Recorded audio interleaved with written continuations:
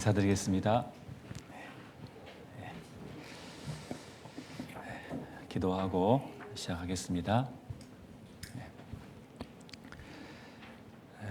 고마우신 우리 아버지 하나님 감사합니다. 저희들 아무 조건 없이 죄인인 저희들을 용서해 주시고 사랑해 주셔서 구원해 주심에 진정 감사를 드립니다. 그 하나님의 자녀가 된 그것도 너무나 감사할진데 이 땅에 저희들에게 거룩한 교회를 허락해 주시고 그 몸된 교회와 함께 할 수 있도록 또한 인도해 주심에 진정 감사를 드립니다. 또한 저희들에게 그 교회 가운데서 날마다 우리에게 필요한 영의 양식을 공급해 주심에 또한 감사를 드립니다. 항상 저희들 이 땅에 살아가 있는 동안 항상 감사로 깨어서 주님을 섬기는 저희들 되게 도와주시옵소서. 오늘은 특별히 주일날 이렇게 한 자리에 모여서 또 하나님의 말씀을 받기를 원합니다. 이 시간 주님께서 우리 각자에게 꼭 필요한 말씀으로 공급해 주셔서 그 말씀이 우리에게 위로가 되고 힘이 되고 교훈이 될 수 있도록 이 시간 주님 함께 주시옵소서. 예수님의 이름으로 기도드렸습니다. 아멘. 우리 성경, 구약 성경 사도행전 9장을 보겠습니다. 구약 성경 사무엘하 9장입니다. 시작부터 제가 헷갈립니다. 사무엘하 9장입니다.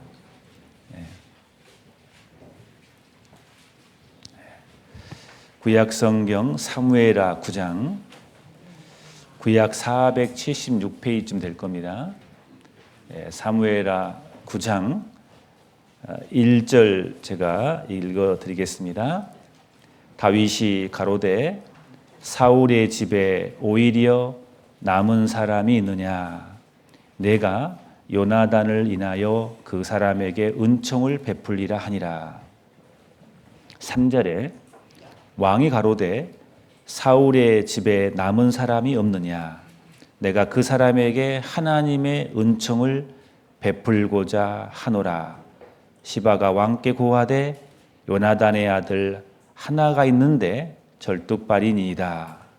6절에 사울의 손자 요나단의 아들 무비보셋이 다윗에게 나와서 엎드려 절하매 다윗이 가로되 무비보셋이여 하니 대답하되 주의 종이 여기 있나이다. 8절에 같이 읽겠습니다. 그가 절하여 가로되 이 종이 무엇이간데 왕께서 죽은 개 같은 나를 돌아보시나이까. 여기까지 잠깐 읽어드렸습니다. 되게 오래간만에 뵌 것 같습니다. 그렇죠? 한 10년 만에 뵌 것 같은데요. 학교 수양의 관계로 많이 뵙지를 못한 것 같습니다. 그래서 오래간만에 뵈니까 어떤 분들은 제가 살이 빠졌느니 쪘느니 막 그러는데 몸무게는 똑같습니다. 다들 서로 염려해 주시고 또 기도해 주심에 또 너무 감사를 드립니다.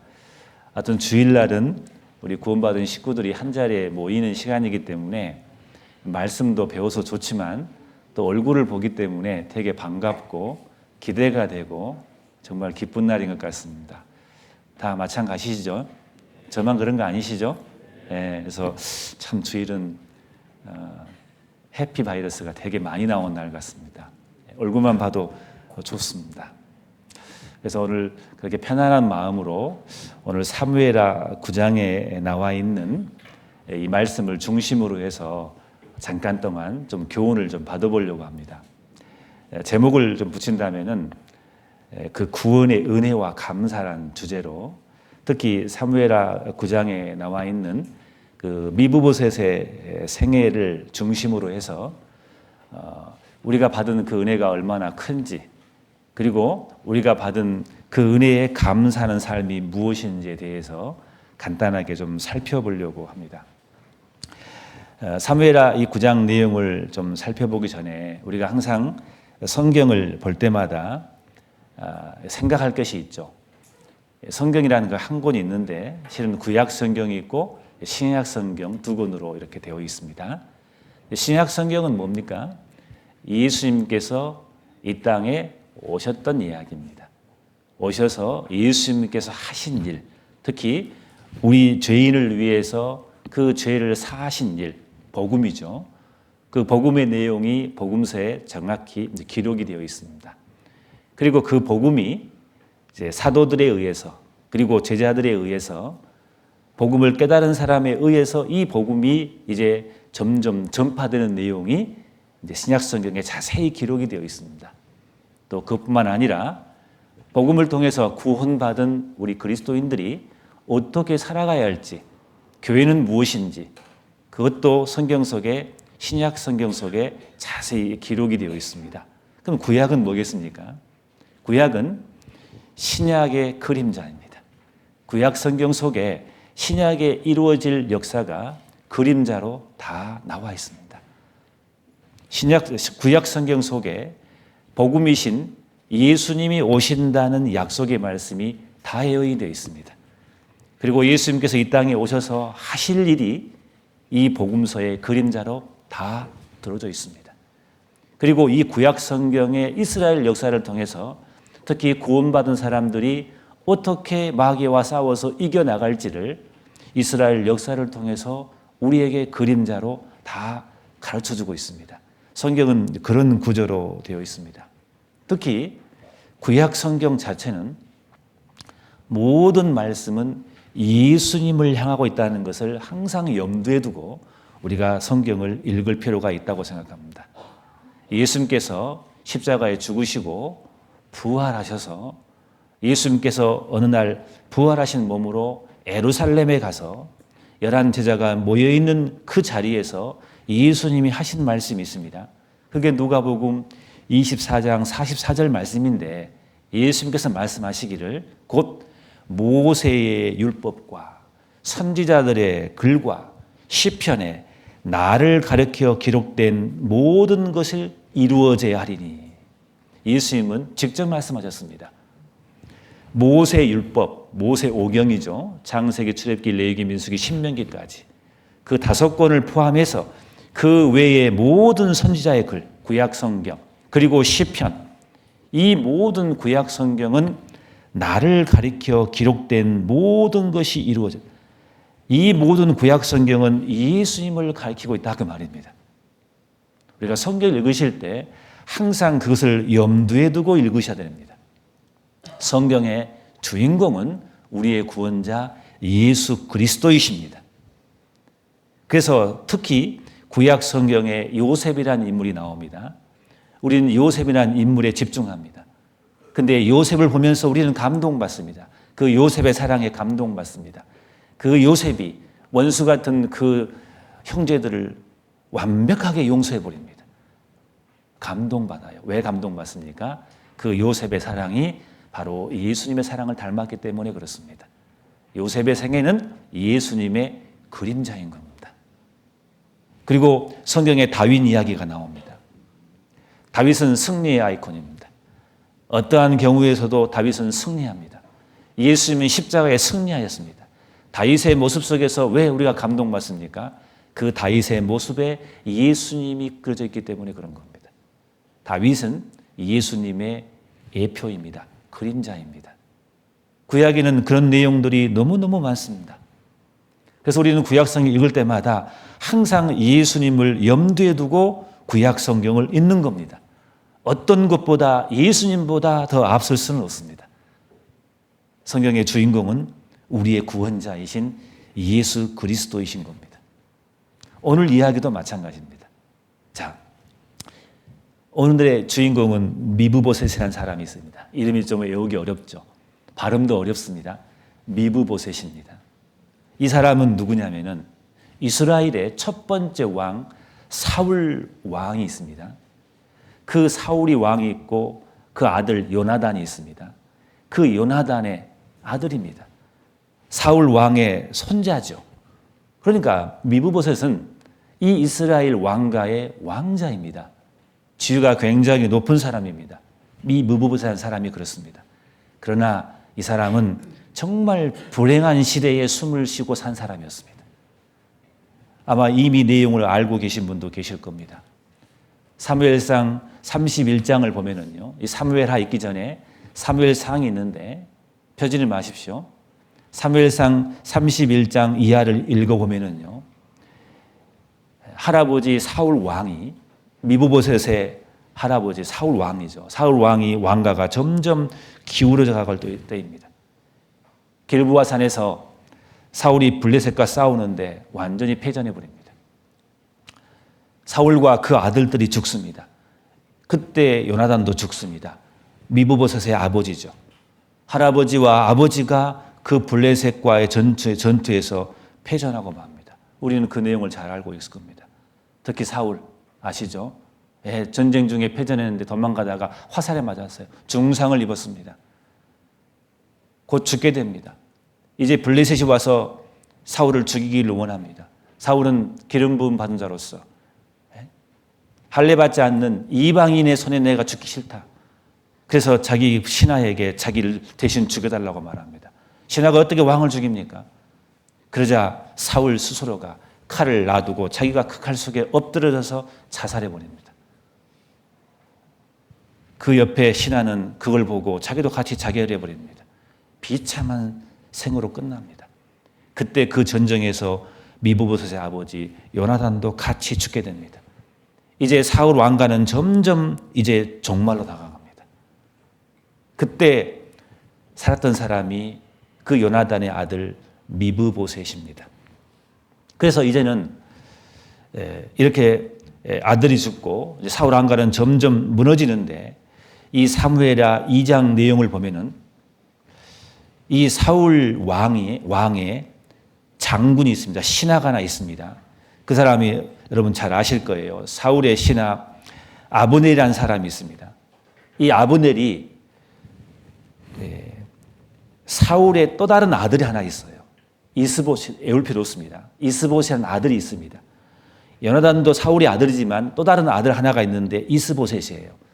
이 아브넬이 이스보셋을 이렇게 왕으로 세웁니다. 그래서 사울 왕가에 이스보셋이 왕이 있고, 그리고 유대 전 지역에서는 사람들에 의해서 다윗을 기름을 부어서 다윗을 왕을 세웠습니다. 그러니까 있으면 이스라엘 나라가 아직 정비가 안 됐어요. 사울이 죽자 사울의 신하 이 아브넬에 의해서 이스보셋을 왕으로 세웠고, 백성들의 신임을 받는 다윗이 왕으로 세우면 기름 부음을 받은 사람입니다. 그러나 점점 사울의 왕가는 점점 무너지고 다윗의 왕가가 점점 이렇게 세워지는 시기입니다. 이 시기가. 그래서 이스보셋도 결국은 죽습니다. 자기 신하에게 죽임을 당합니다. 밤에. 그래서 사울 왕가는 완전히 이제 종식되고 맙니다. 이 이야기가 사무엘 상하의 내용이 그대로 기록되어 있습니다. 그래서 사울 왕가는 이제는 장수하지 못하고 이것을 끝으로 이제 완전 사울 왕가는 이제 비운으로 끝나게 됩니다. 그런데 사울 왕가에 한 살아있는 사람이 있습니다. 사울 왕의 아들 요나단, 그 요나단의 아들 미브보셋입니다. 그렇게 사울 왕가가 기울어지고 있는 그 난리통에 왕자니까 그 어린 미브보셋을 유모가 5살 된 그 미브보셋을 안고 있다가 피난하다가 잘못해가지고 떨어뜨려 버렸어요. 그래서 왕자였는데 5살 때 이 미브보셋은 2 다리가 절뚝발이가 되어버렸습니다. 5살 때부터. 정말 기구한 인생을 살고 있는 사람이 이 미브보셋이었습니다. 생각해 보셔요. 할아버지도 죽었습니다. 왕인데. 자기 아버지 요나단도 죽었습니다. 왕가 소속인데 내세울 수 없는 사람이 되었습니다. 쫓기는 신세가 되었습니다. 누가 이 당시에 사울 왕가를 누가 알아주냐고요. 다 망했는데. 근데 심지어 유모의 잘못으로 인해서 5살 때 한 다리도 아니고 2 다리가 절뚝발이가 되어버렸습니다. 얼마나 그 인생이 비참한 삶을 살았겠냐고 말입니다. 그것이 미브보셋의 인생이었습니다. 어릴 때부터 절뚝발이었습니다. 유모선에 끌려갔습니다. 아버지는 전사했습니다. 어머니에 대한 내용이 성경에 없어요. 성경에는 안 나와 있어요. 사적이 없어요. 아마 어머니도 죽었을 거예요. 그래서 유모선에서 몰래 키움을 받은 사람이었습니다. 성인이 되었어요. 근데 성인이 될 때까지 그 삶이 어떻겠냐고요. 제대로 학교를 다녔겠냐고요. 자기를 내세울 수 없어요. 나는 사울의 왕가다고, 나는 사울의 왕족이다고 어떻게 미브보셋이 말할 수가 있냐고요. 그 당시에 왕가인데 내세울 수 없는 그 인생, 그리고 외모적으로 절돌발이 인생, 조롱받는 인생, 실패한 인생, 원망의 인생, 한탄하고 저주의 삶이 이 미브보셋의 인생이었습니다. 5살 때부터 다리를 잃었기 때문에 그렇습니다. 그래서 유모의 손에 이제 길름을 받았어요. 사무엘하 9장을 봐보겠습니다. 9장 4절을 봐보겠습니다.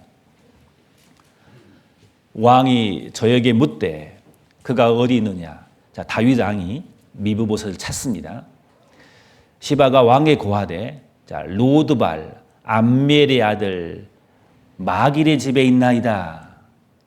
성인이 된 미브보셋을 찾았습니다. 근데 로드발 암미엘의 아들이라겠습니다. 이 로드발이라는 뜻이 뭐냐면은 목초가 없는 곳을 말해요. 황무지가 있는 곳, 황무지 같은 정말 아무 소망이 없는 인생을 내포하고 있는 겁니다.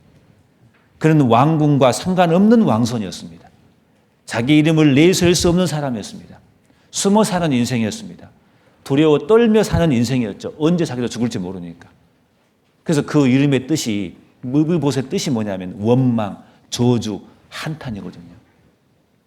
이 사람의 인생이 그랬어요. 생각해 보셔요. 자기가 잘못해서 그런 게 아니에요. 태어날 때부터 왕으로 태어났고 5살 때 자기가 뭔가를 선택할 수 없는 그 처지에 절뚝발이로 되어버렸습니다. 절지의 고아가 되어버렸습니다. 소망이 없는 인생이 되었습니다. 이 모습은 뭘 말하고 있습니까? 우리가 구원받기 전에 우리 죄인의 모습을 말하고 있는 겁니다. 에베소 2장 12절에 그런 말씀 있잖아요. 그때에 구원받기 전에 너희는 그리스도의 밖에 있었고 이스라엘 나라 밖에 있는 사람이라겠어요. 구원받기 전에는 그리스도의 밖에 있는 사람들이 우리였습니다. 그래서 약속의 언약에 대해서는 우리는 외인이라고 말합니다. 그러면서 에베소 2장 12절에 뭐라 하겠습니까? 세상에서 소망이 없고 하나님도 없는 자였더니 그랬어요. 우리가 구원받기 전에 죄인의 인생에 우리의 삶은 뭐였습니까? 소망이 없는 삶이에요. 오로지 소망했다면 썩어질 것에 소망을 두고 이 땅에 소망을 두고 여기서 잘 먹고 잘 살아보겠다는 양으로 기껏해야 아무리 오래 살아도 90년 100년밖에 못 사는 인생 가운데서 이 땅에 썩어질 것에 소망을 두고 살아가는 인생은 진정한 소망 있는 삶이 아닙니다. 소망이 없는 삶, 어쩌면 원망의 삶. 왜 나는 이런 가정에서 태어났을까? 어떤 사람은 정말 태어날 때부터 부자로 태어나고 태어날 때부터 정말 괜찮은 사람으로 태어났는데 나는 왜 이렇게 이런 집안에 태어나서 왜 이런 고생을 할까? 인생을 살아오면서 얼마나 고통스러운 게 많냐고요. 남 모르게 눈물 흘릴 일이 얼마나 많냐고요. 사람들은 모릅니다. 어떤 사람은 정말 부자로 보이고 아무 일도 없는 것처럼 보일지 모르지만 그 사람의 사정을 들어가 보면 아닙니다. 다 고통이 있습니다. 말 안 해서 그렇지. 사연이 없는 사람 인생이 어디 있겠습니까? 원망이 없는 인생이 어디 있겠습니까? 뭔가 불안해합니다. 구원받지 않는 인생은 그렇습니다. 하나님을 모르는 인생은 마치 미브보셋처럼 고아처럼 인생을 살아가는 게 구원받지 않는 죄인의 모습이지 않겠습니까? 우리는 구원받기 전에 우리의 삶을 잘 압니다. 요한복음 5장에 보면은 이스라엘 성전이 있는데 성문이 있으면은 양문이라는 것이 있습니다. 감람산에서 이스라엘 가면 감람산이 있는데 감람산에서 이스라엘 성을 딱 쳐다보면요. 성벽이 있습니다. 안에 성전이 있잖아요. 근데 감람산 딱 쳐다보면은 미문이라는 것이 있고 바로 오른쪽에 양문이 있습니다. 그 양문 들어가면 바로 옆에 연못이 하나 있어요. 그게 베데스다 연못입니다.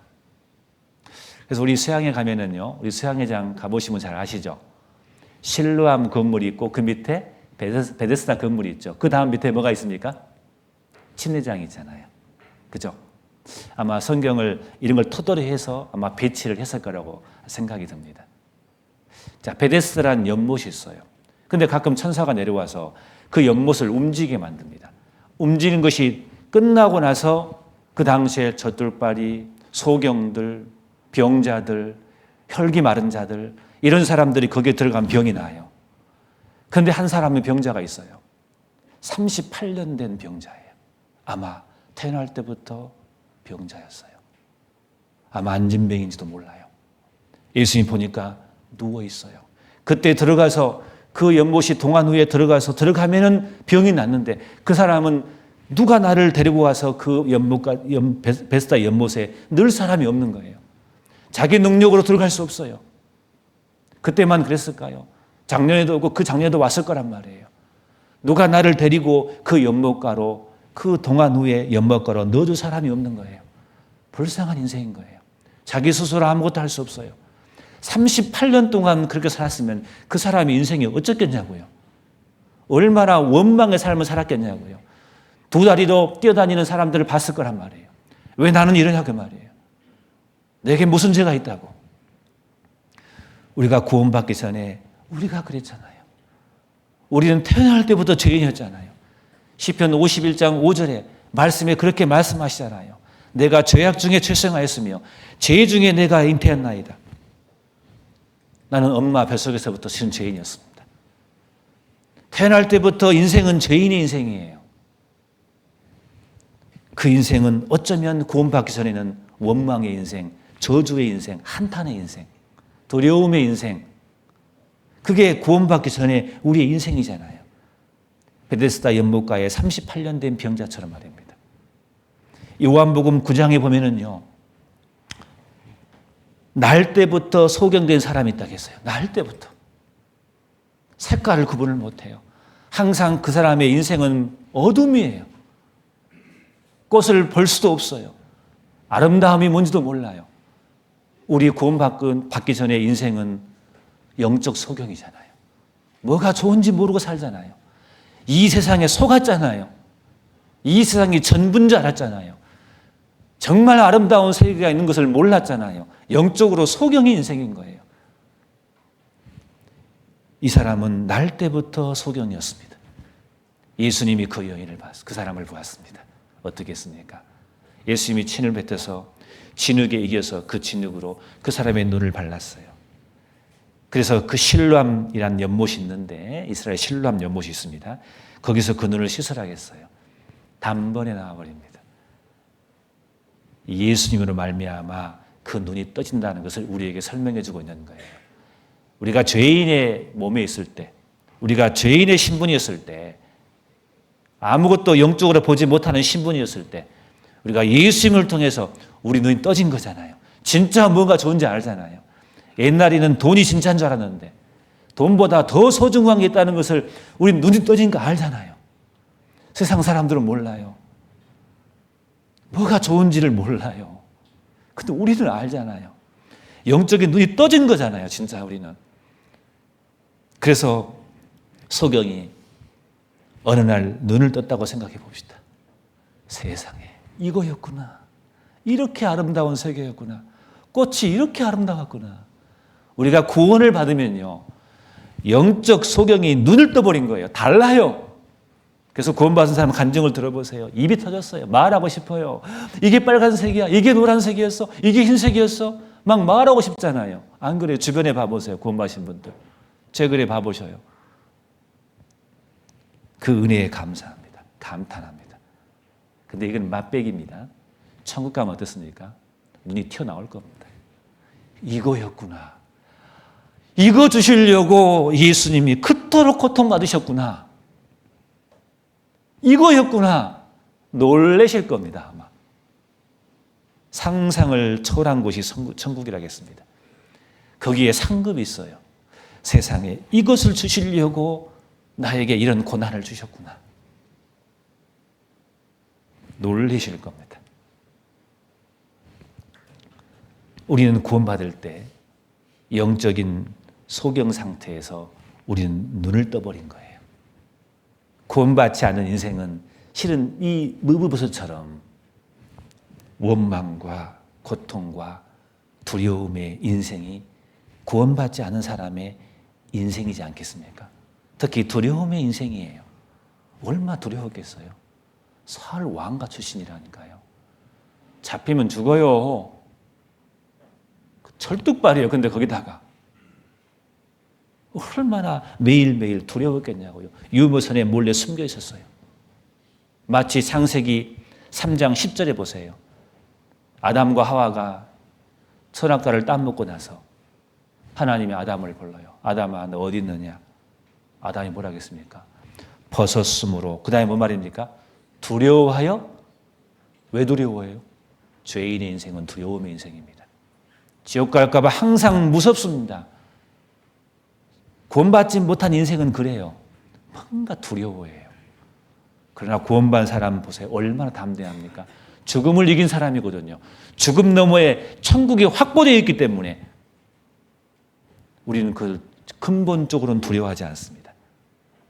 아담은 벗었으므로, 죄인이므로 두려워하여 숨었나이다. 이 아담의 말처럼 미브보셋의 인생은 그랬을 겁니다. 병에 대한 두려움, 실패에 대한 두려움, 죽음에 대한 두려움, 마치 길 잃은 양처럼. 여러분, 길 잃은 양을 한번 보신 적 있으세요? 어쩔 줄을 모릅니다. 어쩔 줄을 몰라요. 길을 잃어버렸거든요. 광야에서. 부모를 잃어버렸어요. 얼마나 두렵겠냐고요. 그 길 잃은 양이요. 하루가 길을 잃어버리면 양들이 스트레스 받아가지고 얼마 먹어 죽는답니다. 제가 뭔가 들은 얘기 있거든요. 스트레스가 굉장하답니다. 건강도 해쳐버리고요. 미브보셋의 인생은 길 잃은 양처럼 그렇지 않겠습니까? 가난을 한탄하고 원망으로 사는 인생, 진정한 기쁨이 없는 인생, 마치 누가복음 15장에 집 나간 둘째 아들처럼. 집을 나갔어요. 둘째 아들이. 무슨 기쁨이 있겠냐고요.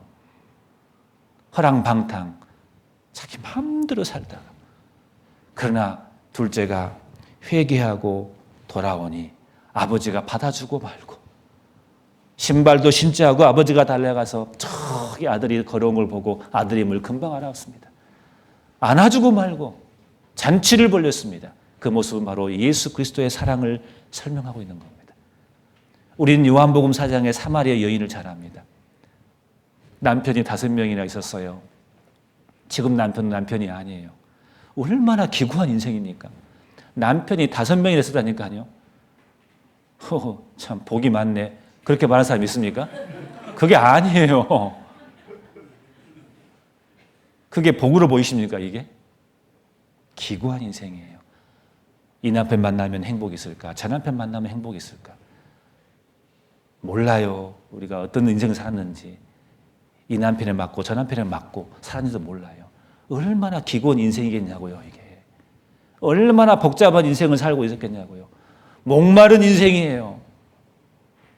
이 사마리아 여인이 예수님을 만났잖아요. 내가 주는 먹을 먹으면 목마르지 아니하리라. 이 여인이 구원받았잖아요. 이 여인이 진짜 행복을 맛보는 거예요. 구원을 받아야 진정으로 기쁨이 우리 삶 속에 들어오는 거예요. 그렇잖아요. 미브보셋의 인생은 마치 구원받기 전에 우리의 비참한 죄인의 삶을 우리에게 말해주고 있는 겁니다. 그런데 그런 미브보셋에게 은총이 다가옵니다. 은혜가 다가옵니다. 9장 보겠습니다. 1절. 다윗이 가로되 사울의 집에 오히려 남은 사람이 있느냐?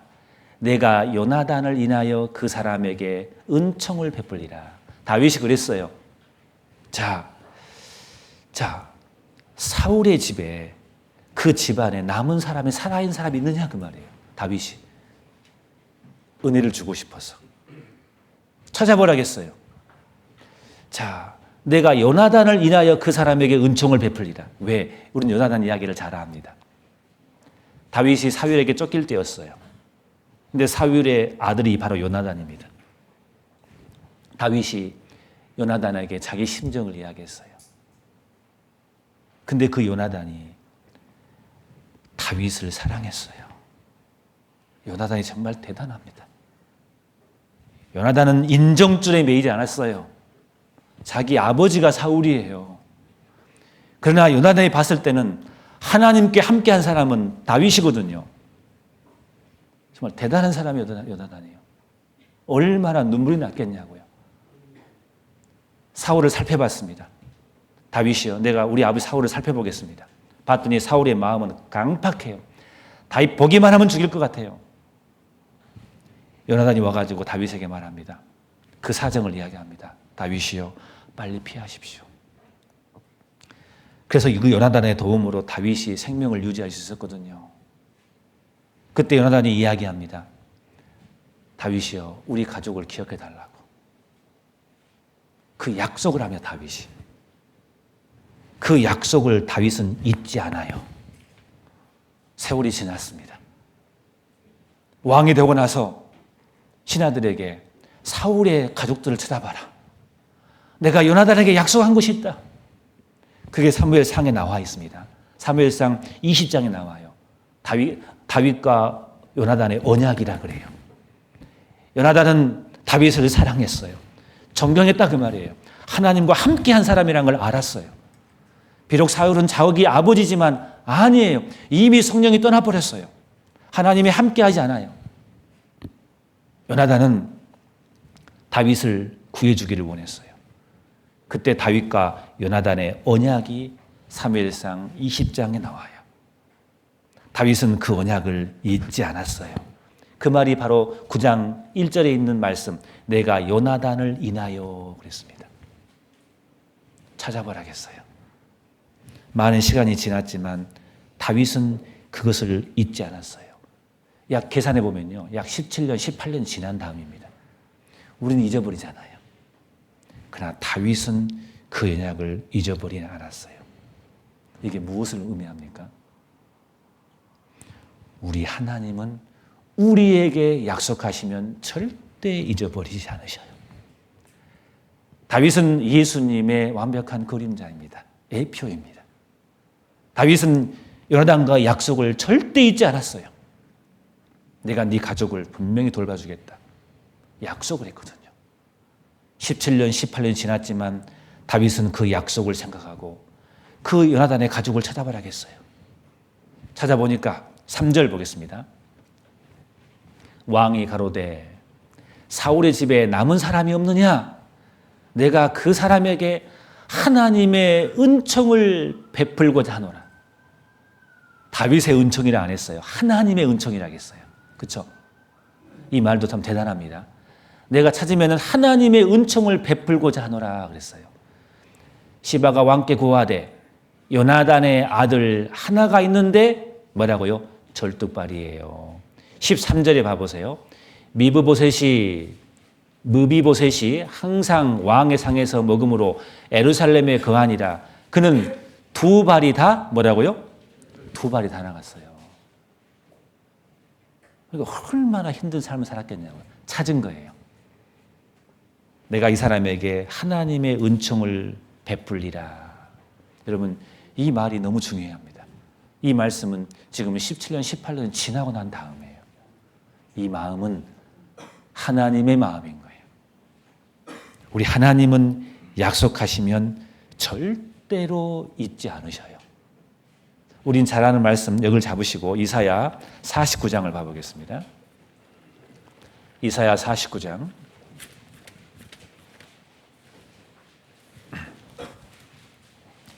이사야 49장 17절 봐보십시오. 이사야 49장 14절부터 제가 읽겠습니다. 14절. 오직 천공 28페이지 됩니다. 구약성경 이사야 49장 14절입니다. 오직 시온이 이르기를 여호와께서 너를 버리시며 주께서 나를 잊으셨다 하였거니와 15절에 여인이 어찌 그 젖먹는 자식을 잊겠으며 자기 태에서 난 아들을 긍휼히 여기지 않겠느냐. 그들은 혹시 잊을지라도 나는 너를 잊지 아니할 것이라. 내가 너를 내 손바닥에 새겼고 너의 성벽이 항상 내 앞에 있나니 내 자녀들은 속히 돌아오고 너를 헐며 너를 황폐케 하던 자들을 너를 자들은 너를 떠나가리라. 이게 뭐예요? 이스라엘 백성이 다시 돌아온다는 이야기입니다. 하나님이 약속을 했어요. 그러면서 무슨 비유를 들었냐면 하나님께서 한 여인을 들었어요. 여인이 어찌 그 젖먹는 자식을 잊겠느냐 그 말이에요. 자기 태에서 난 아들을 어찌 긍휼히 여기지 않겠느냐 그 말이에요. 옛날에 한 그 영화를 봤더니요. 그 다큐멘터리를 보니까요. 한 여자가 아이를 낳았어요. 형편이 너무 어려우니까 어쩔 수 없이 입양을 시켜버린 거예요. 그 아이가 미국으로 건너가 버렸어요.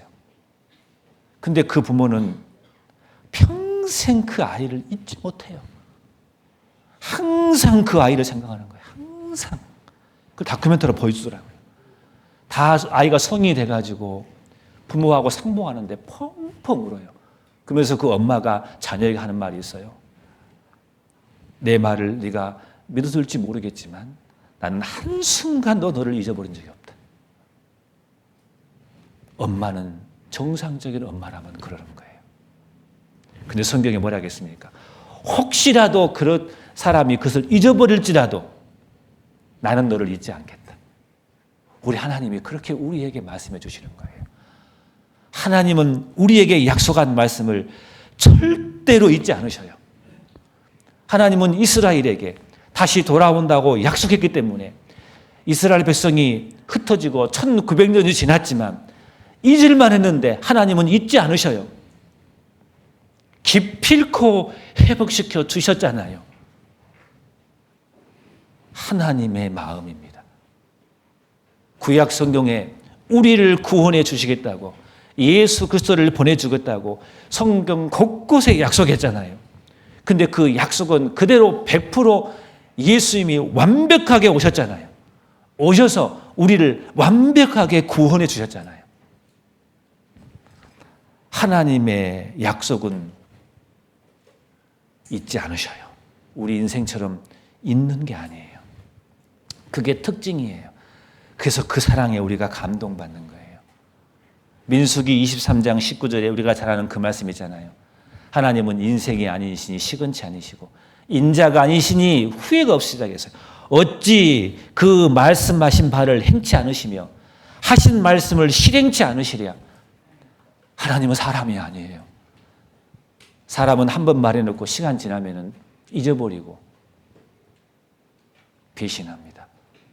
그러나 우리 하나님은 절대 우리를 실망시키신 분이 아니에요. 성경 곳곳에 우리에게 다 그렇게 말해주고 있는 거예요.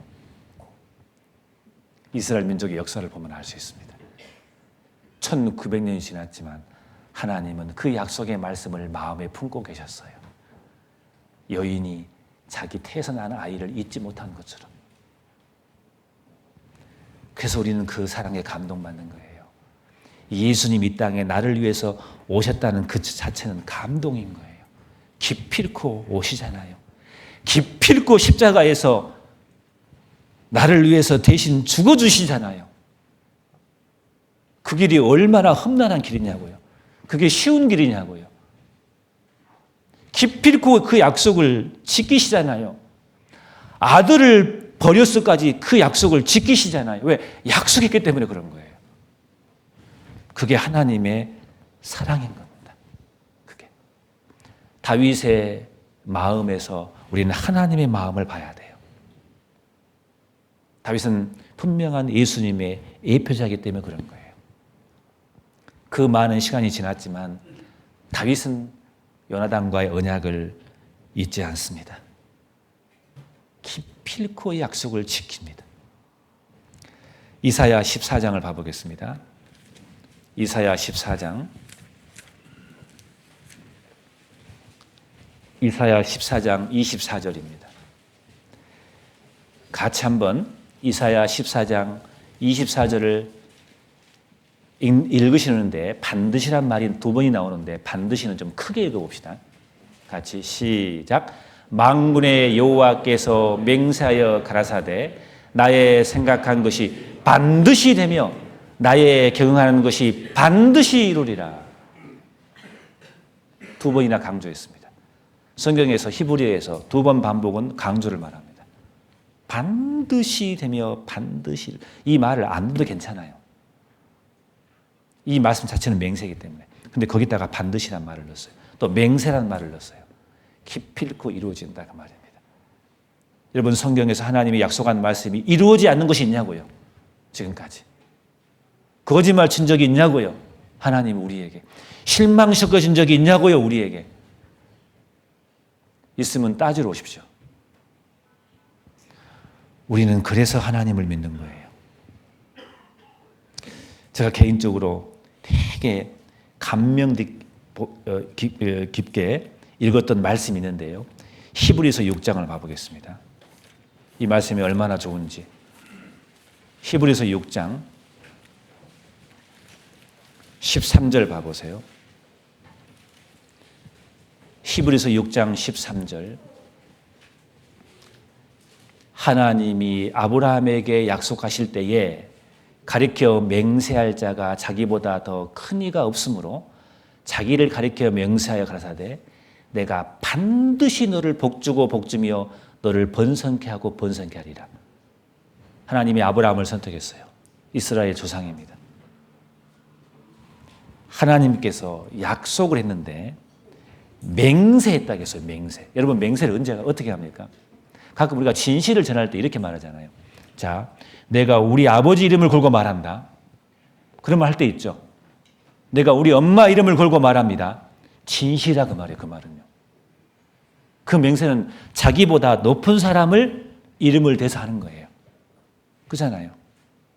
예를 들어 제가 만약에 이렇다 갑시다. 저기 지나가는 거지가 있는데 그냥 거지의 이름으로 말한다. 그럼 누가 믿겠어요? 그게?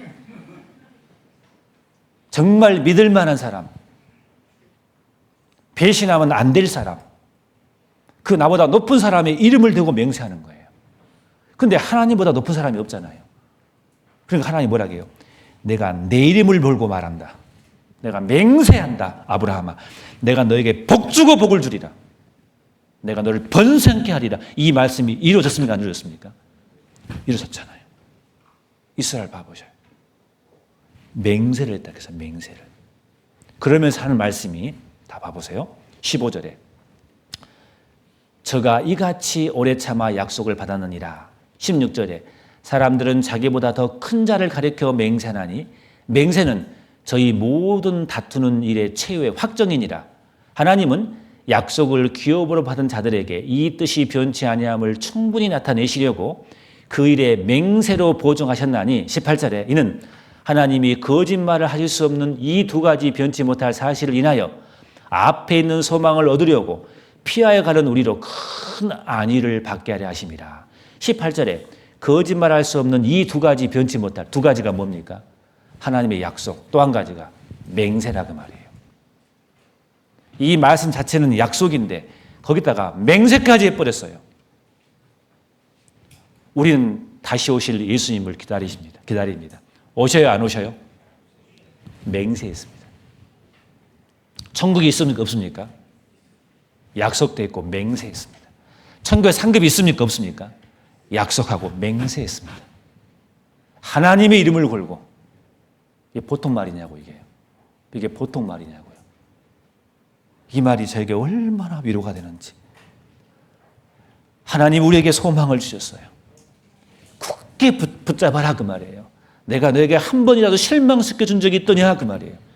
지금은 눈에 보이지 않지만 하나님이 우리에게 맹세로 보증을 해 주셨습니다. 이 말씀이 우리에게 얼마나 큰 위로가 되냐 그 말이에요. 이 말이 보통 말씀이 아닌 거예요. 보통 말씀이. 제가 청년 때 좀 힘들 때가 있었거든요. 근데 이 말씀이 저에게 큰 힘이 됐어요. 얼마나 위로가 된지 몰랐어요. 우리 하나님은 성경 곳곳에 우리에게 은혜를 주겠다고 약속을 다 해놓으셨습니다. 잊지 않으십니다. 그래서 그 은혜의 하이라이트, 예수 그리스도. 그분이 이 땅에 오신 거예요. 약속을 지키신 거예요. 그래서 예수님께서 십자가에 죽으실 때 마지막 하신 말씀이 무슨 말씀이에요? 감동입니다. 그 말씀에. 예수님께서는 십자가에 죽으시기 전에 로마 사람에 의해서 쓰레기 탄 그 포도주를 줬어요. 너무너무 고통을 그 당시에 십자가의 처형을 하는데 그 고통을 조금 덜해주기 위해서 아주 쓴 포도주를 줍니다. 너무 쓰니까 그 고통을 덜어주기 위해서. 근데 예수님은 그걸 마시지 않았습니다. 근데 십자가에 죽으실 때, 임박했을 때 신포도주는 드셨어요. 왜 그랬을까요? 다 말랐어요. 피와 물이 다 빠졌어요.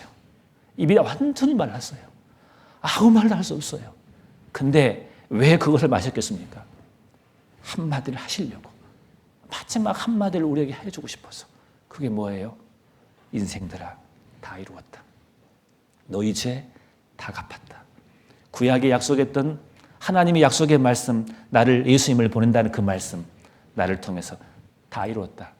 약속 지켰다. 감동인 거예요. 그게 그 말씀인 거예요. 하나님은 한 번도 우리에게 실망시키지 않습니다. 기필코 그 약속을 지키십니다. 다윗은 17년, 18년 지났지만 요나단에게 약속했던 그 말씀을 마음에 품고 있었을 거예요. 한 번도 잊지 않았을 거예요. 그러니까 그 많은 세월이 지났지만 사울의 일가를 쳐다봐야겠잖아요. 분명히 어디 가족이 살아있을 것이다. 미보보셋을 찾은 거예요. 다시 사무엘하 9장을 봐보겠습니다. 사무엘하 9장 6절을 봐보겠습니다. 9장 6절을 보겠습니다. 사무엘하 9장 6절 제가 읽겠습니다. 사울의 손자 요나단의 아들 무비보셋이, 무비입니다. 무비. 참 발음이 어렵죠. 무비보셋이 미보보셋이 다윗에게 나와서 엎드려 절하매 다윗이 가로되, 자 보세요. 미브보셋이여 하니 대답하되 주의 종이 여기 있나이다. 감동적인 말입니다. 한나라의 왕입니다. 다윗입니다. 왕도 왕 나름이죠. 다윗, 이 위대한 다윗 왕이 미브보셋이 오는 걸 보고 엎드려 절하니까 다윗이 가로되 미브보셋이여라고 이름을 불러줍니다. 고통받은 인생, 원망의 인생, 두려움의 인생인데 왕이 내 이름을 불러줍니다. 미브보셋이여라고 불러줍니다. 그때 얼마나 좋았겠습니까? 우리는 삭개오를 잘 압니다. 죄 많은 삭개오. 뽕나무에 올라와서 예수님을 기다린 사람이에요. 예수님이 뽕나무 아래에서 삭개오를 보고 이름을 외웠어. 누가 가르쳐줬을까요? 누가 가르쳐줘도 예수님은 하나님이기 때문에 다 압니다. 삭개오야, 삭개오야 내려와라. 그 말이 삭개오에게 얼마나 감동이었겠냐고 자기 이름을 불러주는 거예요. 여러분, 우리가 구원받을 때 그거 하셔요? 우리 주님이 내 이름을 부르신 거예요. 진아나, 네 죄를 미래의 죄까지 다 사했느니라. 걱정하지 마라. 네 인생 이제 인생 역전이다. 네 죄 다 갚았다. 두려워하지 마라. 원망과 고통이 네 인생, 이제 내가 모든 인생을 다 갚아준다. 우리 이름을 부른 거예요. 우리가 그 믿는 순간, 엎드려 절한다는 것은 믿는 순간 주님이 내 이름을 불러주는 거예요. 왜 주님이 내 이름을 모르겠냐고요. 성경에 요한복음 10장 3절에 보시면은요, 문지기가 있어요. 문지기는 그를 위하여 문을 열고, 양이 있습니다. 양은 그의 음성을 듣나니, 문지기는 그를 위하여 문을 열면 양이 그 음성을 듣나니 그가 자기 양의 이름을 각각 불러 인도하여 내느니라. 목자는요, 양의 이름을 각각 다 부릅니다. 사실입니다. 저는 몽골 살았으니까 제가 봤지 않습니까? 그래서 목자에게, 진짜 사건 목자 말고 자기 양 키운 사람이 있어요. 진짜 목자가 있거든요. 제가 물어봤어요. 제가 봤을 때는 그 양이 그 양이에요. 여러분 죄송합니다만은 여기 아프리카에 갑시다. 흑인들이 다 모여 있습니다. 그 사람이 그 사람이잖아요. 이게 구분을 못해요 우리는. 근데 그 사람끼리는 구분하거든요. 제가 봤을 때는 그 양이 그 양이에요. 구분할 수가 없어요. 목자는 알더라고요. 이름을 다 불러요. 또시가, 모시가, 이야, 점바가, 점 2개짜리야. 이렇게 다 부르는 거예요. 제 눈에는 안 보이는데. 목자는 이름을 다 부릅니다. 목자이신 우리 주님이 내 이름을 모르겠냐고요. 진아나, 네 죄까지 포함됐느니라. 다 사했느니라. 내 이름을 부르시는 거예요. 내 이름을. 시편 다 보세요. 시편 147장.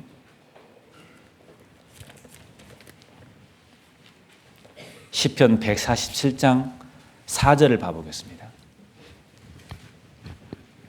시편 147장 구약 907페이지쯤 됩니다. 4절. 이제 최근에 공부하신 분들은요, 성경을 이제 빨리 찾으셔야 할 거예요. 연습을 하셔야 할 거예요. 그래야 견딜 수가 있습니다.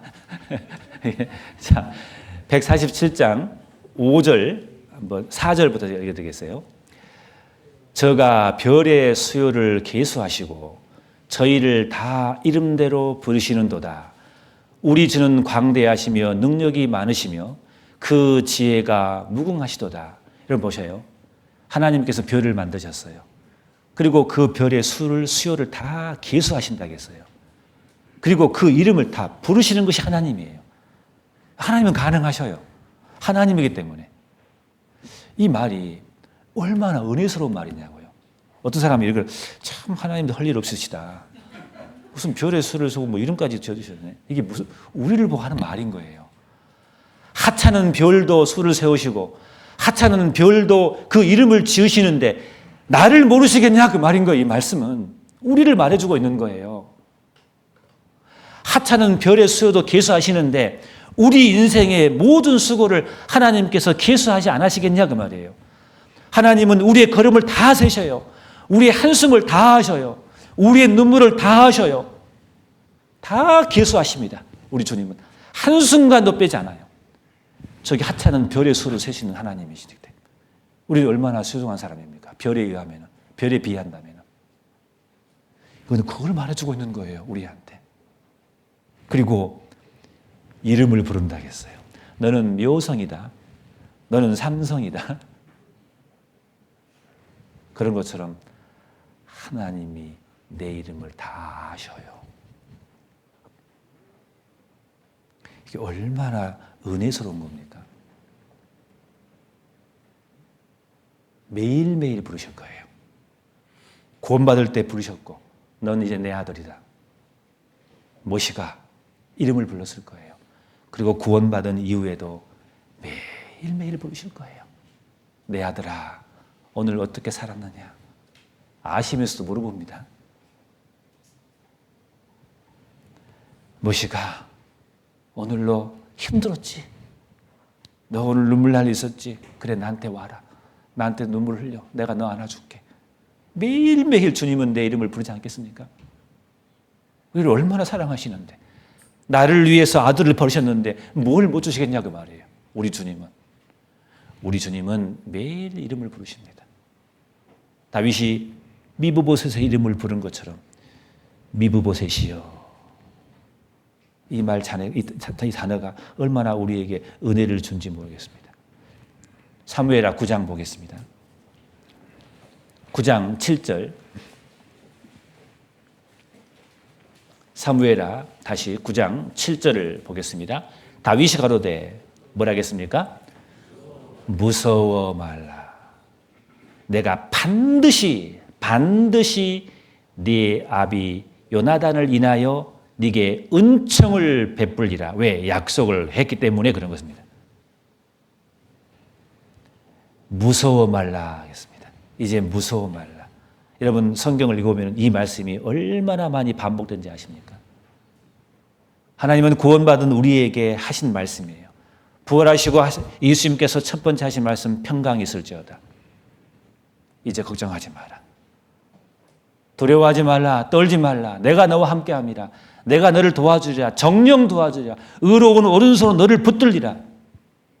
네가 사망의 골짜기를 지날지라도 내가 너를 지켜보고 있을 것이다.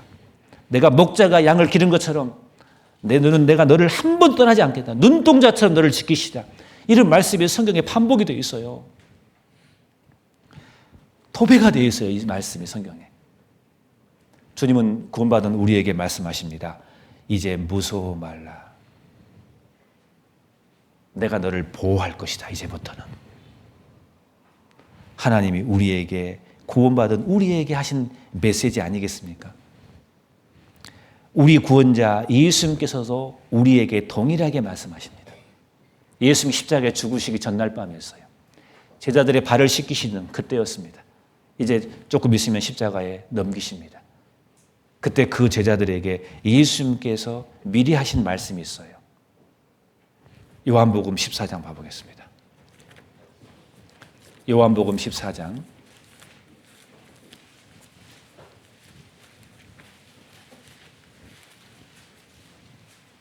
27절입니다.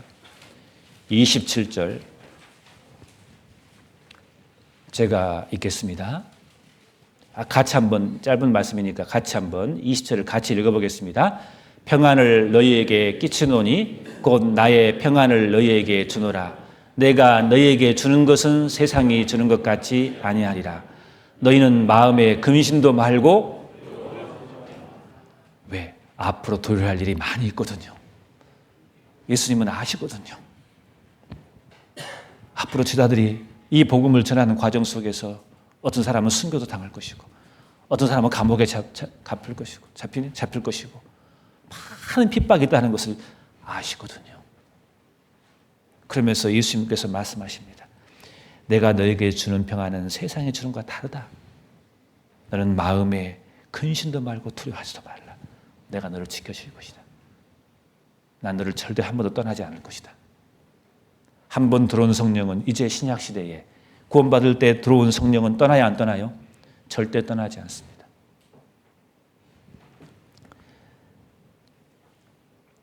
창세기를 보면은요, 요셉의 이야기가 나옵니다. 찾지는 않겠습니다. 창세기 45장에 보면은 이제 애굽에서 요셉의 형들이 이제 애굽으로 왔어요. 상봉을 했어요. 자, 요셉을 한번 생각해 봅시다. 어렸을 때 형들의 모함으로 애굽에 팔려갔어요. 형들이 미울만 하잖아요. 안 그래? 저 같으면 만나기만 해봐라. 내가 국무총리가 됐어. 이것들 이제 잘 됐다. 형들 이리 와봐. 첫째, 내가 누구야? 하면서 지금 반성하고 있어? 막 그럴 것 같아. 저 같으면요. 이게. 요셉은 분노의 흔적이 없어요. 요셉에게는 찾아볼 수가 없어요. 충격이에요. 원망의 흔적이 없어요. 더 충격이 뭔지 아셔요? 그 애굽의 왕국으로 형들이 왔어요. 아직 아버지까지 다 모시고 왔어요. 방성대국했습니다. 펑펑 울었어요. 온 궁전에 그 울음소리가 다 들렸어요. 이 울음이 누구 울음이냐 말이에요. 요셉이 울었어요. 감정이 복받친 거예요. 이제야 내 아버지, 내 어머니, 내 형제를 만나는구나. 분노는 없어요. 그게 우리 주님의 마음이란 말이에요. 우리 주님의 마음. 우리 주님은 조건을 달잖아요. 그냥 사랑해요. 너무너무 사랑해서 병이 났다니까요. 우리 주님은. 우리 때문에 아가사 나오잖아요. 나의 사랑한 자를 만나거든 내가 병이 났다 하려무나. 우리 주님은 나 때문에 병이 났어요. 사랑에 병이 났어요. 그러니까 아들을 버리신 거죠. 나를 위해서. 요셉은 방성대국을 합니다. 이미 다 용서했어요. 분노의 흔적이 없어요. 끌어안아 버립니다. 걱정하지 마십시오. 이 모든 것은 하나님의 뜻이었습니다. 하나님의 선한 뜻이었습니다. 내가 잡혀가서 팔려간 것도 형들 잘못이 아닙니다. 이 구원을 주기 위해서 하나님이 우리에게 해준 우리에게 선한 행동이었습니다. 이렇게 해석해버려요. 놀랍지 않습니까? 근데 그 뒷일이었어요. 아버지가 죽어서 야곱이 죽었어요. 형들이 뭐라고 합니까? 요셉 동생이 아버지가 있었으니까 우리 용서했지. 이제 우리 아버지 야곱이 죽었으니 우린 죽었다 이제. 벌벌 떨고 있는 거예요. 요셉이 얼마나 마음이 상했겠냐고요. 그게 아닌데 형님들 그게 아닙니다. 내가 아버지 때문에 형들을 용서한 게 아닙니다. 두려워 마소서라고 말해요. 요셉이 우리 주님의 마음인 겁니다. 여러분, 이제 우리는 두려워한 마음이 아닙니다. 하나님 우리에게 원하신 것은 기쁨인 겁니다. 우리는 천국 갈 백성인 겁니다. 이미 예수님은 2000전에 오셔서 우리 죄는 다 깨끗하게 용서해 버렸습니다. 맞죠? 뭘 두려워합니까 이제는요? 창세기 50장 봐보겠습니다. 그 요셉의 마음을 한번 봐보겠습니다. 하나님의 마음입니다. 창세기 50장 15절을 봐보겠습니다.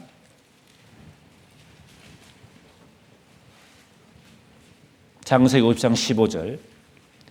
요셉의 형제들이 그 아비가 죽었음을 보고 말하되 요셉이 혹시 우리를 미워하여 우리가 그에게 행한 모든 악을 다 갚지는 않을까 하고 요셉에게 말을 전하여 가로되 당신의 아버지가 돌아가시기 전에 명하여 이르시기를 너희는 이같이 요셉에게 이르라 내 형들이 네게 악을 행하였을지라도 이제 바라건대 그 허물과 죄를 용서하라 하셨다 하라 하셨나니 당신의 아버지의 하나님의 종들의 죄를 이제 용서하소서 하며 요셉이 그 말을 들을 때 울었더라. 18절에 그 형들이 또 친히 와서 요셉의 앞에 엎드려 가로되 우리는 당신들의 종이니이다. 요셉이 그들에게 이르되 두려워 마소서. 내가 하나님을 대신하리까? 당신들은 나를 해하려 하였으나 하나님은 그것을 선으로 바꾸사 오늘과 같이 만민의 생명을 구원하게 하시려 하셨나니 당신들은 두려워 마소서. 내가 당신들과 당신들의 자녀를 기르리이다 하고 그들을 간곡한 말로 뭐라고요? 위로하였더라. 우리 주님은 성경 말씀을 통해서 우리에게 간곡하게 위로합니다. 이제 걱정하지 마라. 네 죄가 빽빽한 구름에 사라진 같이 네 죄를 안개에 사라진 같이 도말하였으니 넌 내게로 돌아오라. 걱정하지 마라. 양털처럼 깨끗하게 하얀 눈처럼 깨끗하게 이제 네 죄를 씻어놨으니 이제 걱정하지 마라. 그렇게 우리에게 말씀을 통해서 얼마나 많이 우리에게 위로해 주고 있냐고요. 구원만 해라 할 뿐입니까? 내가 너와 영원히 함께해서 내가 너를 기르겠다.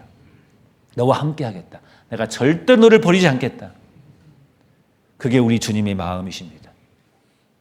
통곡하면서 울면서 요셉이 말합니다. 이것은 뭡니까? 이것은 하나님의 마음을 말하고 있는 겁니다.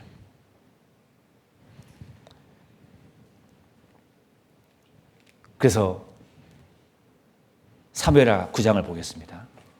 사무엘하 9장을 보겠습니다. 다시 돌아와서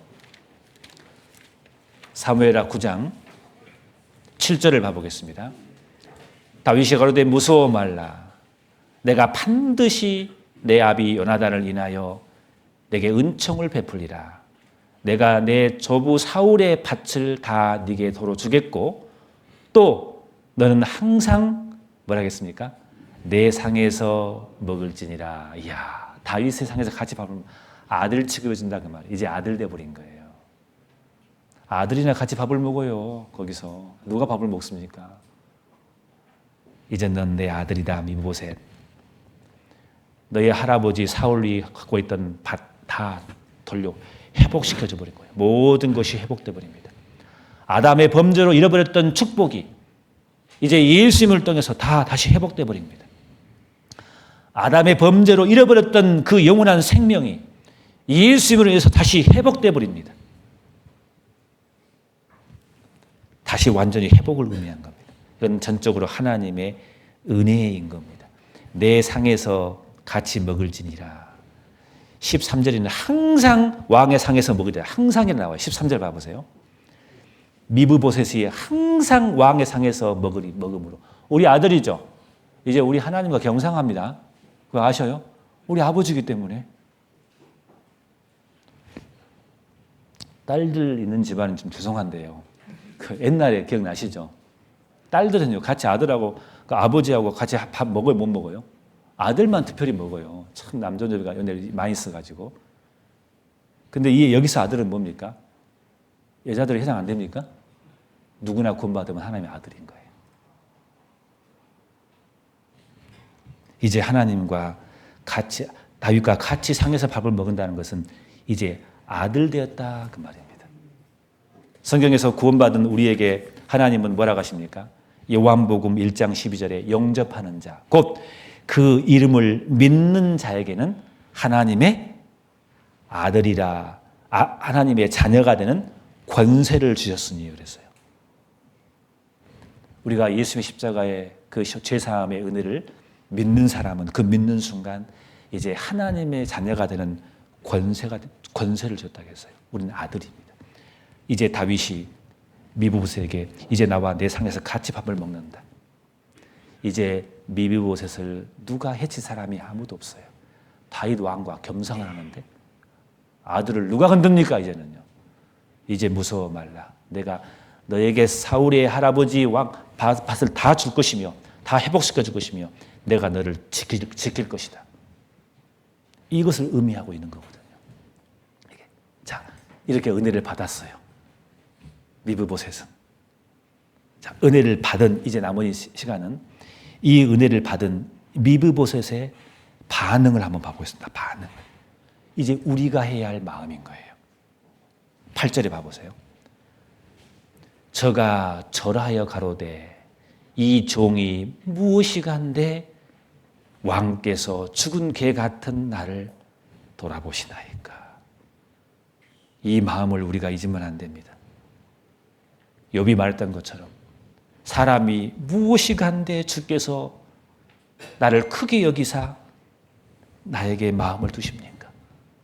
시편 8장 4절에 있는 말씀처럼 사람이 무엇이간데 주께서 저를 생각하시며 인자가 무엇이간데 주께서 저를 공부하시나이까. 시편 144장 3절에 여호와여 사람이 무엇이간데 주께서 저를 알아주시며 인생이 무엇이간데 주께서 저를 생각하시나이까. 우리가 구원받기 전에 우리가 잘난 사람이었습니까? 죄만 지었잖아요. 하나님 모르고 인생을 그렇게 원망하며 살았잖아요. 죄가 죄인지도 모르고 살았잖아요. 형편없는 인생이었잖아요, 실은요, 우리가. 근데 우리가 하나님 모르고 자기 잘난 맛에 자기가 최고인 줄 살았잖아요, 우리가. 구원받고 나니까 어떤 마음이 생기던가요? 절로 하나님 앞에 무릎을 꿇을 수밖에 없어요. 지옥 갈 수밖에 없는 운명의 나를 아무 조건 없이 나를 건져주셨잖아요. 절을 하고 말고요, 주님 앞에. 미브보셋은 절을 했어요, 다윗에게. 감사의 표현인 거예요. 그러면서 뭘 하겠습니까? 자기를 종이라 하겠어요. 낮춘 거예요. 다윗 왕이시여. 이 종이 무엇이간데 왕께서 죽은 개 같은 내 인생을 돌아보십니까? 감사의 표현인 거예요. 우리의 마음, 이 마음을 잊으시면 안 됩니다. 우리는 항상 이 말을 읽어보셔야 됩니다. 시편에서 다윗이 말했던 것처럼 하나님, 내가 무식한데 나 같은 사람을 사랑했습니까? 누가 나를 알아줬습니까? 인생 가운데서. 나는 내 이름이 있지만 가족이나 내 이름을 불러주지 누가 나를 알아주냐고요. 정말 그러다가 영원한 지옥으로 끌려갈 수밖에 없는 비참한 인생이 내 인생이었잖아요. 하나님 모르고 살다가. 근데 어쩌다가 이 복음을 만나가지고 이 복음을 듣고 내가 구원을 받았어요. 주님이 나를 찾아서 내 이름을 불러주신 거란 말이에요. 내가 무엇이라고. 이 세상에 먼지마다 못한 죄인인 나를. 여러분, 내가 잘난 사람인 겁니까? 우리가? 아니잖아요. 우리는 이 말씀을 절대 잊으면 안 됩니다.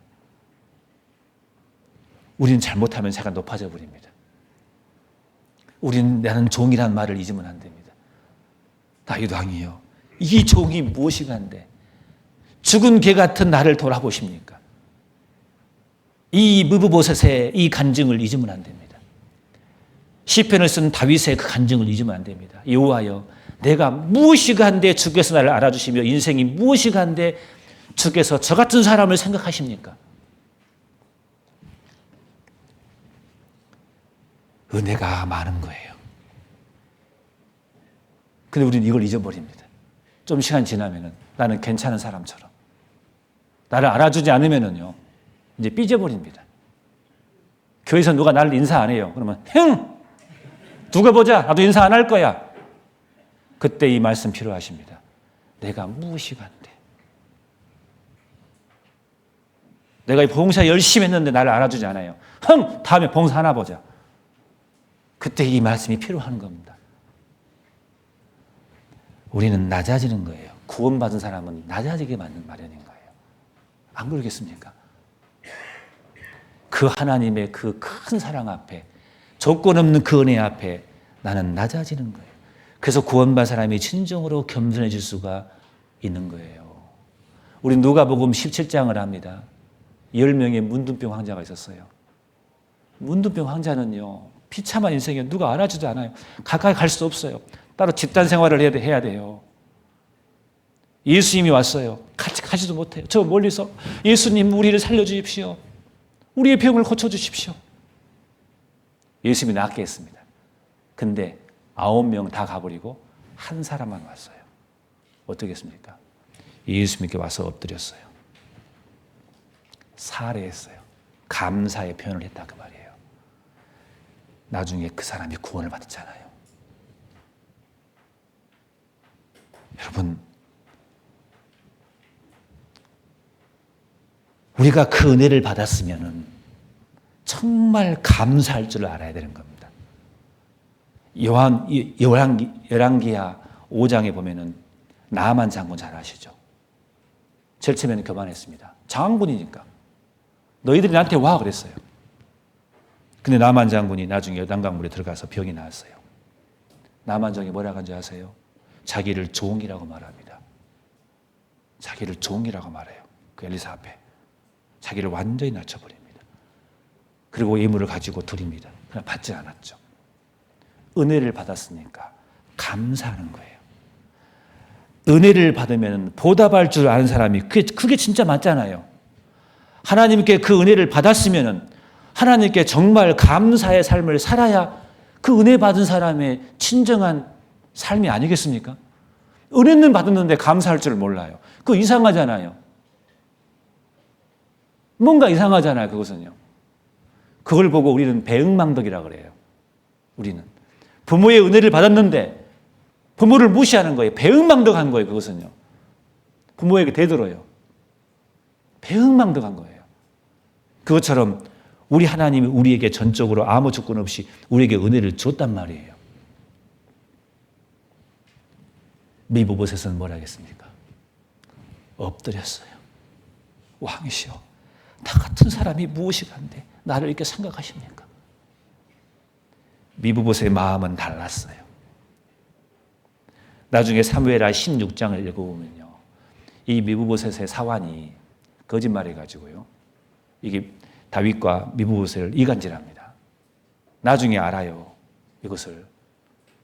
그래서 그 사환 시바라는 사람이 있는데 이 사람에게 미보봇 재산을 이 사람이 다 줘버립니다. 다윗이. 이게 이제 이간질했으니까 모르니까 다윗은. 나중에 이게 밝혀집니다. 밝혀지니까 나중에 다윗이 그 이간질했던 그 사환 신하에게 재산을 빼앗아 가지고 다시 미보봇에게 줍니다. 주는데 절반만 줘요. 불합리하잖아요, 이게.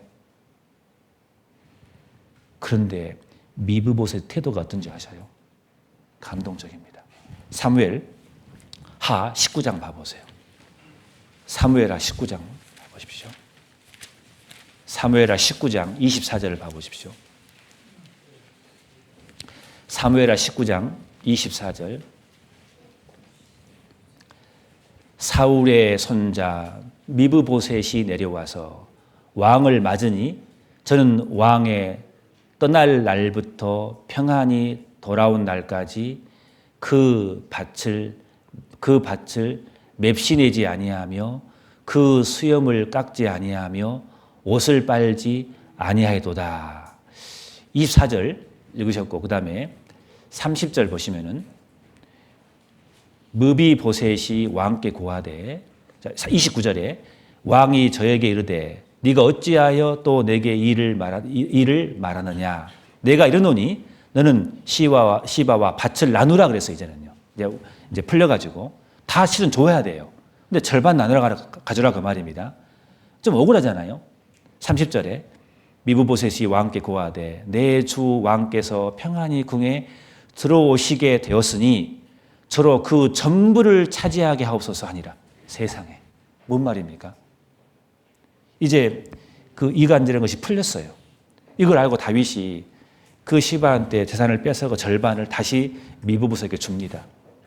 근데 미브보셋이 하는 말이 뭔지 아세요? 다윗 왕이 이제 전쟁 중에 무사히 돌아왔어요. 뭐래요? 왕이시여, 아닙니다.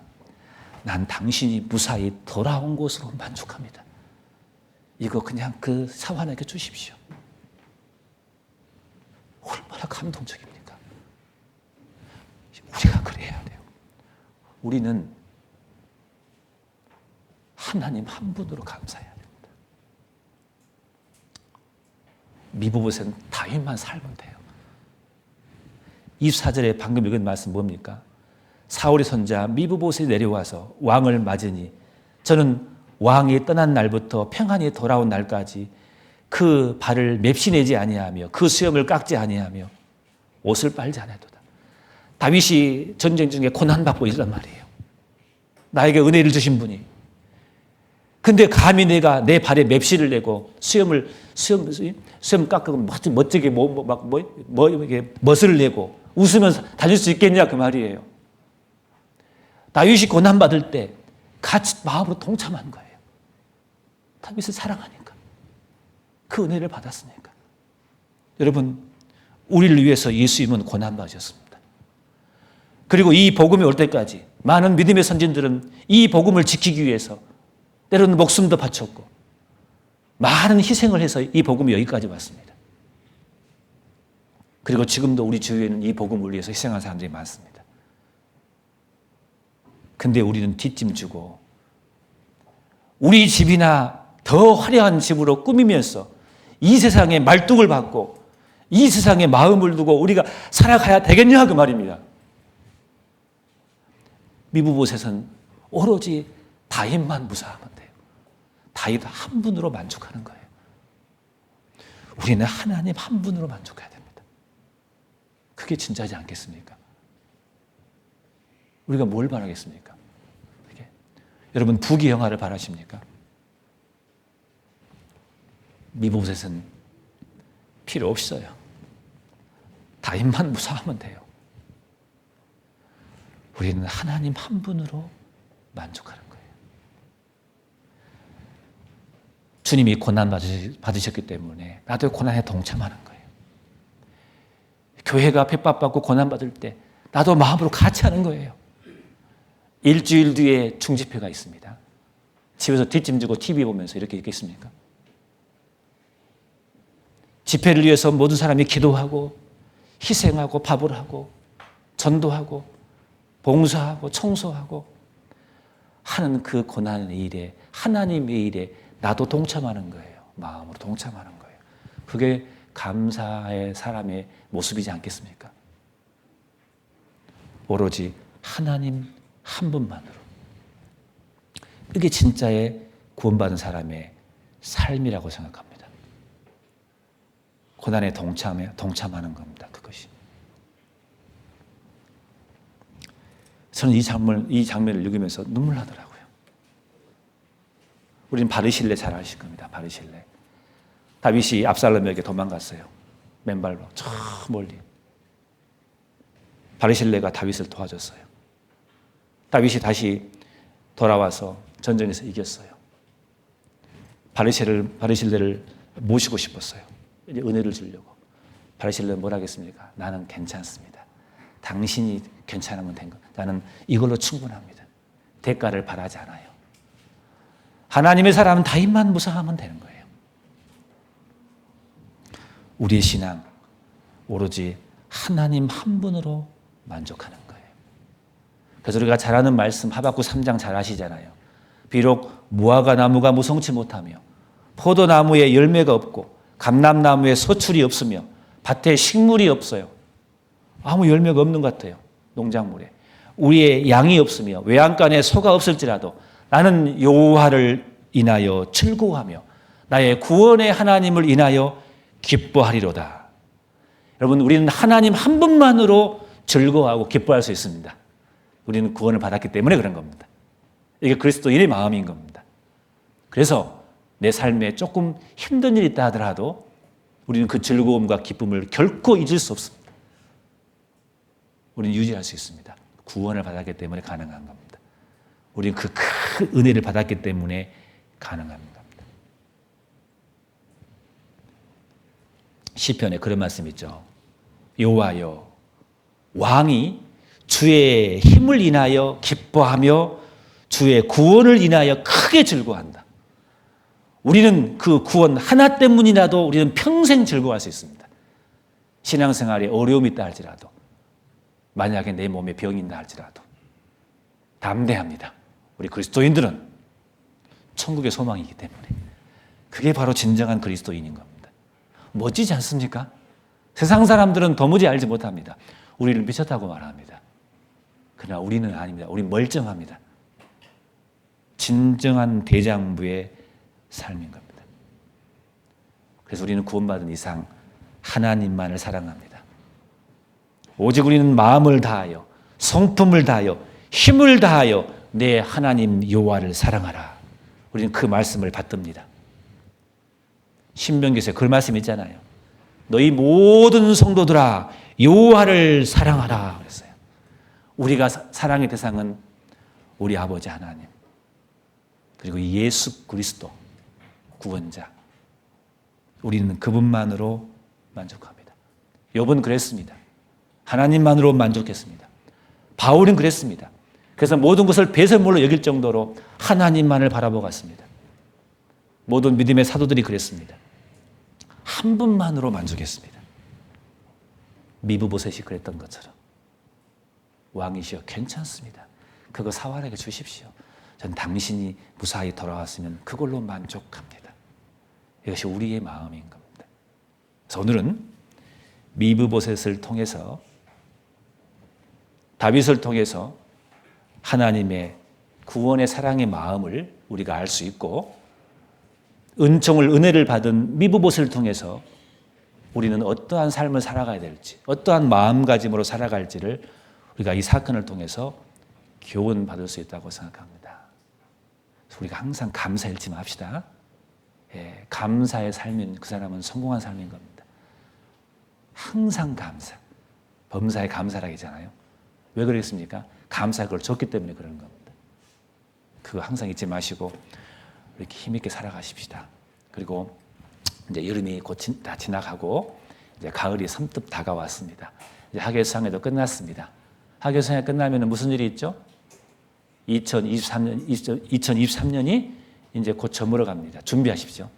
마무리를 잘 하셔야 됩니다. 2023 우리는 외쳤습니다. 구역 모임 20명, 그리고 23명 구원받아서 교회에 머무르는 것. 가능할 것 같습니다. 우리 서로 격려합시다. 그죠? 조금 안 좋은 일 있어도 칭찬하고 격려합시다. 왜 그래? 그러지 마시고, 아, 무슨 일이 있겠구나. 어려우면 안아주고, 우리 서로 사랑하면서, 우리 잘하잖아요. 대우 강북교 식구들이 잘하신 것 같더라고요, 보니까. 이게. 수양이 끝나면서 느낀 거 그거예요. 우리 교회 괜찮은 교회더라고요, 보니까. 서로 그렇게 칭찬하고 격려하면서 열심히 살아가십시다. 기도하고 마치겠습니다. 고마우신 아버지 하나님 감사합니다. 하나님, 우리 오늘 아침, 주일 아침에 우리에게 주신 이 교훈 마음에 깊이 새기며 살아갈 수 있도록 하나님 도와주시옵소서. 예수님의 이름으로 기도드렸습니다. 아멘.